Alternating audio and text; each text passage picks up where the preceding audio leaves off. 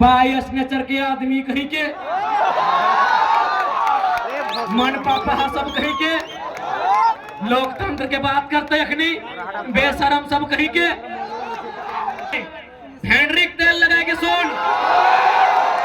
और ऐसे भी सबसे ज्यादा भाषण हमारे तो ही सुनने हैं, नुकाए नुकाए सुनने हैं, बिना फॉलो करके बिना सब्सक्राइब करके सुनने हैं।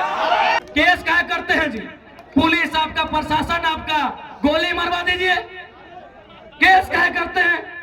आप तो राजा है ना, सरकार आपकी है, केस क्या करते हैं? गोली मरवा दीजिए, मुड़िया पटक दीजिए, ढेकिया साज दे, ढेकिया में मुड़ी साज देना रे सोनूदा। विधायक बन के रहे, विधायक आगे मंत्री बन लोग के बताओ, बसंत सोरेन, काल सीता सोरेन, परसों कल्पना सोरेन, और बाद अगर बेटियन बन तो, लेकिन तोरा ना पूछ तो ले। अबरी अगर केस की धमकी हुई ना सोनू जी, माननीय श्री विधायक जी, कसम से केस हमारा थाना में होगा, लेकिन बाकी सुन लीजिए, आपके सर का केस नहीं रहेगा। केस करने की, नक्सली बनाने की धमकी देते हैं तो कसम से याद रखिएगा, मरना तो सबको है, पागल मत कीजिएगा। जिस दिन पगला गए ना, पगला गए ना, एक एक पाए का हिसाब लेंगे। पीर जान तो छोड़िए, एक गांव भी घुसने देंगे सोनू जी, एक गांव नहीं घुसने देंगे। बहुत बड़ा सरकार का नोनो बन के बैठे हैं, एक गांव नहीं घुसने देंगे पीर जान का। मजाक समझ लिए क्या? केस करेंगे, चुन चुन के केस करेंगे, अरे घंटा कर लेंगे केस से। सुनिए सोनू जी, जब गिरिडीह सदर ने आपको धुतकार दिया था, सुनिए, झारखंड मुक्ति मोर्चा के नूनू सोनू जी, श्री सुदीप सोनू जी, एक बात स्पष्ट कहेंगे, आप बहुत ही पूर्वाग्रह से ग्रसित व्यक्ति हैं। पहला बात, बायस नेचर के लोग तो राजनीति में होने नहीं चाहिए, राजनीति में संतों को आना चाहिए। तो सामने बैठकर अगर आप गाली दें, वो स्वीकार करना जाने, ऐसे लोगों को राजनीति करनी चाहिए। स्नात से भी मजबूत छाती में एक नहीं 1 दर्जन गोलियां दागी गई थी, उसका हिसाब कौन लेगा? एक नहीं महोदया, 12 गोलियां तन दनादन सीने में उतारी गई हैं, उस पर आंसू कब भाइएगा?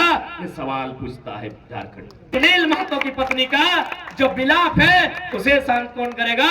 एनआईए जांच की अनुशंसा राज्य सरकार केंद्र को कब भेजेगी, उस इंतजार में है। यदि महोदया का रोना इसलिए कि उनके पति जेल में गए हैं, तो जो इस दुनिया में नहीं, उनकी आंसू का हिसाब कौन करेगा? ठीक है, यदि आपके पति देव आज जेल चले गए, कल वापस आएंगे और शायद मुख्यमंत्री भी बनेंगे, लेकिन क्या आप उत्तर देंगे?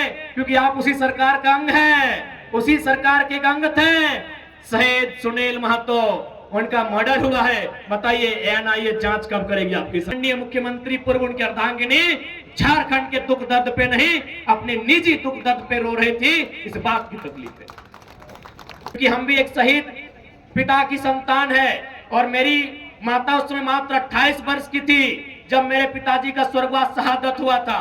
यानी एक स्त्री की व्यथा को मैंने देखा है, समझा है, लेकिन इस बात का अरे आपके पति जेल गए तो आपको तकलीफ हुई, हम उस तकलीफ में आपके साथ हैं, लेकिन बताइए उनका मर्डर हुआ है, आपकी पार्टी का है, और आपके मुख्यमंत्री को फुर्सत नहीं मिलता है। 5 किलोमीटर तो मुख्यमंत्री का घर है, समाधि स्थल नहीं जा पाए। माननीय मुख्यमंत्री जो पूर्व में उनकी अर्धांगिनी भावुक होकर रो रही थी, एक नहीं 1 दर्जन गोलियां दागी गई थी। जनरल कोटा में शिक्षकों की थी ना, जेई, सॉरी माफ कीजिएगा, जेई में 61 बहाली था। आपको जानकारी होना चाहिए, 39 यूपी बिहार राजस्थान के लोग ले गए, आपके हिस्से में 22 आया, और कसम से बोलते हैं उस 22 में भी बहुत सारा बिहार का लोग झारखंडी बना है। अरे ये तो मालूम हुआ कि अभी उसका मूल पता क्या है? बताइए आपके हिस्से में क्या आ रहा है,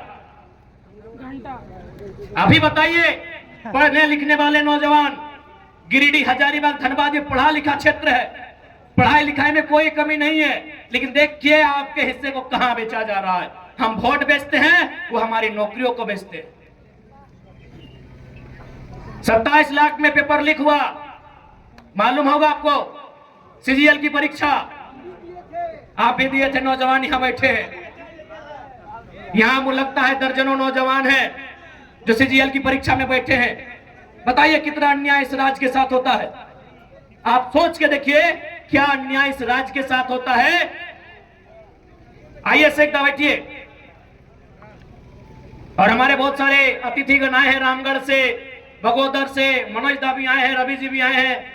आप लोग मंचासीन होंगे तो सोच के देखिए क्या व्यथा है झारखंड। क्योंकि मेरी आवाज इस ग्राउंड के अलावे चारों ओर जा रही है। वहां शायद अन्य राज्यों के लोग रहते हैं, खासकर बिहार बंगाल के लोग जरूर रहते हैं, उत्तर प्रदेश उड़ीसा के लोग भी रहते हैं। मैं स्पष्ट कहना चाहूंगा, बिहार को हम बड़ा भाई मानते हैं, बंगाल भी हमारा बड़ा भाई है, उड़ीसा भी हमारा बड़ा भाई है।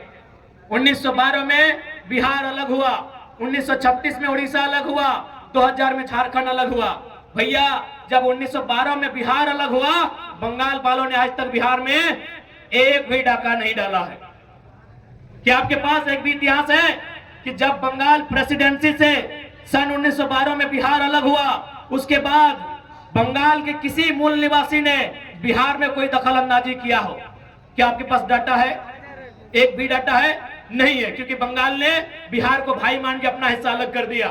ठीक फिर बिहार से 1936 में उड़ीसा अलग हुआ। क्या बिहार के लोगों ने उड़ीसा में दखल अंदाजी किया है? नहीं किया है। लेकिन जैसे ही झारखंड अलग हुआ, सब लोग यहाँ टांग गड़ा के बैठे हैं। ये दुर्भाग्य का बात है।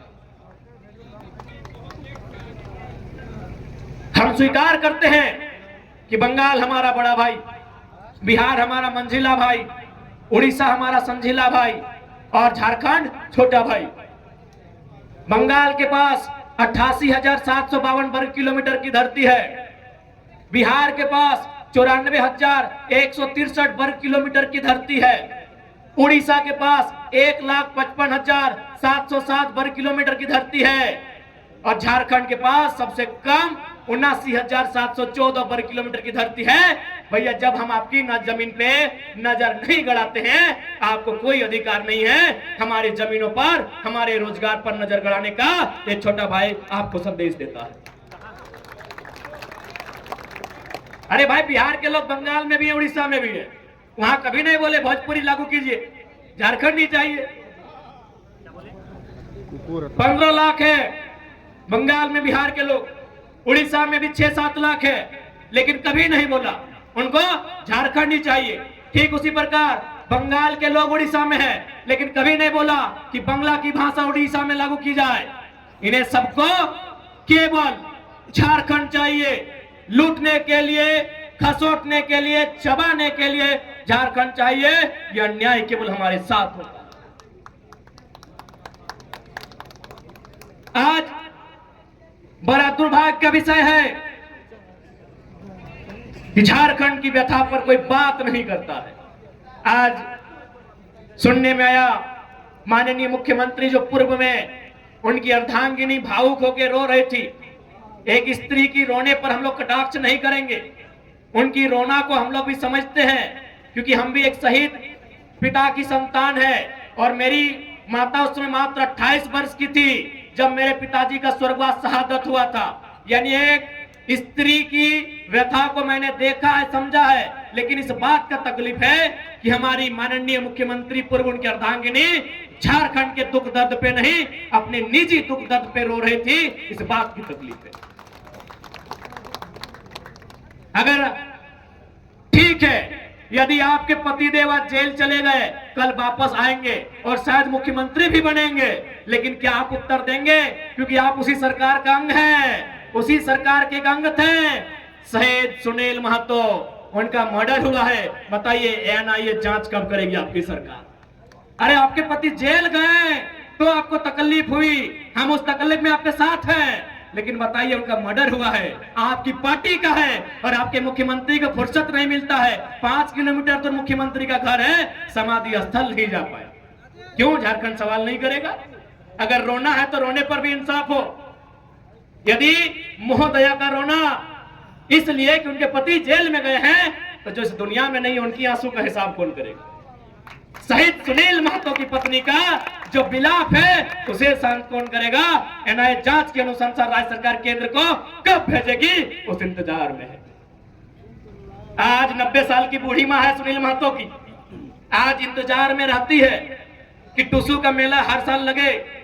उस मेला में 50,000 1 लाख रुपया बचता है, उस पैसे को सुनील महतो की मां को दिया जाता है घर चलाने के लिए। एक सांसद का यह दुर्भाग्य है राज्य में, और आप केवल इसलिए रो रही है क्योंकि आपके पति कुछ दिनों के लिए जेल गए। आपकी सहानुभूति में साथ है, झारखंडी होने के नाते उनके विचारों से हमारी लड़ाई है, हम आपके साथ हैं। लेकिन आपको इस बात को भी याद रखना होगा, इसी राज्य में आप ही के पार्टी के सांसद की एक नहीं महोदया 12 गोलियां तन दनादन सीने में उतारी गई है। उस पर आंसू कब भाइएगा, ये सवाल पूछता है झारखंड। 12 गोली शहीद सुनील महतो की चौड़ी छाती में, पारसनाथ से भी मजबूत छाती में एक नहीं 1 दर्जन गोलियां दागी गई थी। उसका हिसाब कौन लेगा? उस शहादत का हिसाब कौन लेगा? क्या उत्तर है झारखंड मुक्ति मोर्चा जो आज वर्तमान में सरकार है, और ये उछल कूद करने वाले विधायक, इनके पास क्या उत्तर है? लोकतंत्र के मूल्यों की अवहेलना करने वाले माननीय श्री सुदीप सोनू जी एक बात स्पष्ट कहेंगे, आप बहुत ही पूर्वाग्रह से ग्रसित व्यक्ति हैं। पहला बात, बायस्ड नेचर के लोग तो राजनीति में होने नहीं चाहिए, राजनीति में संतों को आना चाहिए। तो सामने बैठकर अगर आप गाली दें, वो स्वीकार करना जाने, ऐसे लोगों को राजनीति करनी चाहिए। आज आपने पीर टाण, सुनिए सोनू जी, जब गिरिडीह सदर ने आपको धुतकार दिया था, सुनिए झारखंड मुक्ति मोर्चा के नुनू सोनू जी, जब गिरिडीह सदर ने 2 बार हारे थे ना, गिरिडीह सदर में 2 बार पानी पानी हुए थे। यही निर्भय सदाबदी जो आपके साड़ू हैं, जिनके साथ आपका व्यापार चल रहा है, 2 बार उठा के पटका था, पानी पानी हो गए थे सोनू जी। तो पता है किसने आपको वोट देके जिताया था? पीर टाण की धरती ने, याद रखिएगा। अरे आपको गिरिडीह ने पूछा भी नहीं था, सुनिए सोनू जी, गिरिडीह ने आपको पूछा नहीं, आपको छूछा बनाया था गिरिडीह ने। आपको पीर टाण ने प्यार दिया, दुलार दिया, और बदले में आपने क्या दिया? एफआईआर दिया है। नक्सली बनाने की धमकी देते हैं तो कसम से याद रखिएगा, मरना तो सबको है, पागल मत कीजिएगा। नहीं तो जिस दिन पगला गए ना, पगला गए ना, एक एक पाई पाई का हिसाब लेंगे। पीर टाण तो छोड़िए, एक गांव में घुसने देंगे सोनू जी, एक गांव नहीं घुसने देंगे। बहुत बड़ा सरकार का नोनो बन के बैठे, एक गांव नहीं घुसने देंगे पीर टाण का। मजाक समझ लिए क्या? केस करेंगे, चुन चुन के केस करेंगे, अरे घंटा कर लेंगे केस से।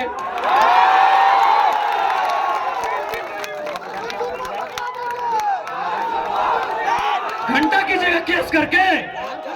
यहाँ सूरज मरेगा, चंदा मरेगा, पृथ्वी मरेगी, फिर 5 फीट का इंसान क्या है?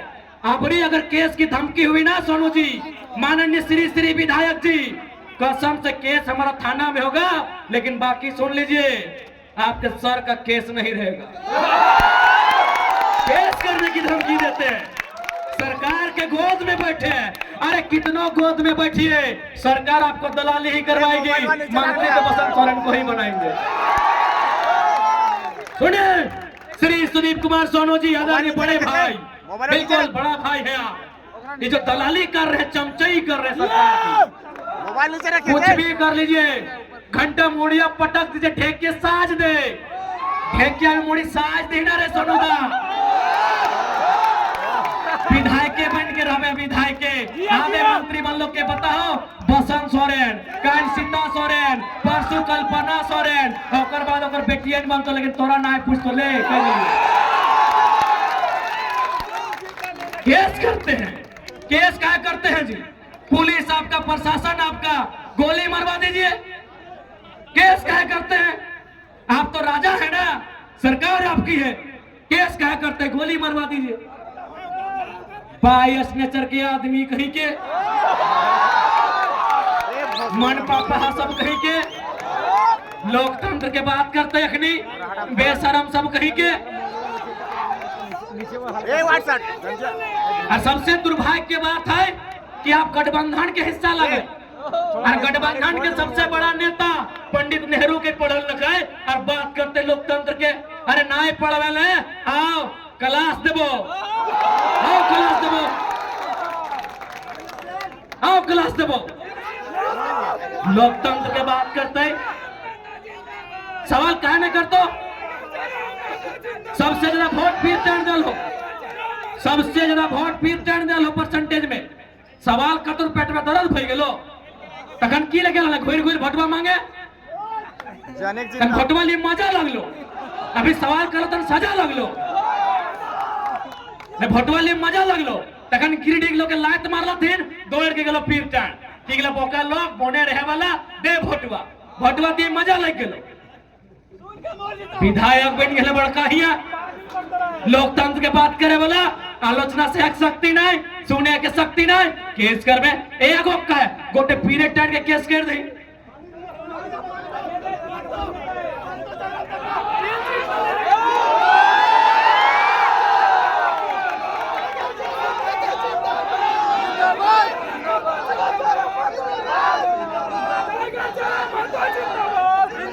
इसलिए सीधा संदेश देंगे विधायक जी, सुन विधायक सुन, कनवा में कड़वा नहीं फेंड्रिक तेल लगा के सुन। और ऐसे भी सबसे ज्यादा भाषण हमारे तो ही सुनने हैं, नुकाए नुकाए सुनने हैं, बिना फॉलो करके बिना सब्सक्राइब करके सुनने हैं।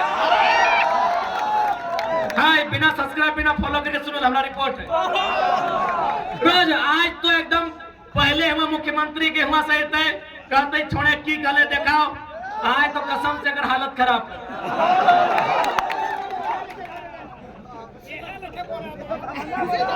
आज सुन ले अब पहला बात धोनी का स्पष्ट कहो, अबरी यदि कोई जात और धर्म के नाम पे वोट मांगतो एकदम सीधा चेती हो। यहाँ जितना भी झान बैठल है सब कोई कोनो न कोनो धर्म के माना है, कोई सनातन के माना है तो कोई इस्लाम के माना है, कोई सरना के माना है, कोई सिख के माना है, कोई ईसाइयत के माना है। आज हर एक धर्म में दान दिए के बात कहल गया है। यदि इस्लाम के बात करबे तो जकात के व्यवस्था है।